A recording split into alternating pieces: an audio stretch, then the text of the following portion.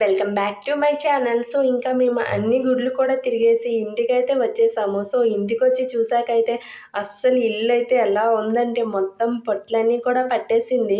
ఇంకా మెల్లగా అయితే ఇల్లు క్లీన్ చేద్దామని చెప్పైతే నేను మా హస్బెండ్ ఫిక్స్ అయ్యామనమాట.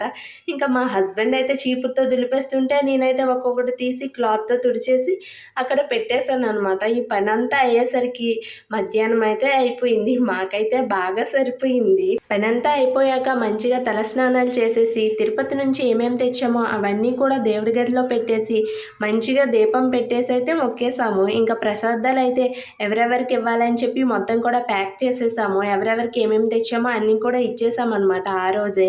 అడగడం మర్చిపోయాను, ఇల్లు ఎలా సర్దాను కామెంట్ చేసేయండి. మొత్తానికైతే అనుకున్నట్టే మంచిగా అయితే గుడ్లన్నీ కూడా తిరిగేసాము. నేనైతే చాలా హ్యాపీగా ఉన్నానన్నమాట. తిరుపతి చూసేసాను. ఇంకా ఇప్పుడే ఇంక అసలైన పని మొదలు పెట్టాలి. సో, తిరుపతి నుంచి తెచ్చిన బట్టలన్నీ కూడా వాష్ చేయాలి కదా.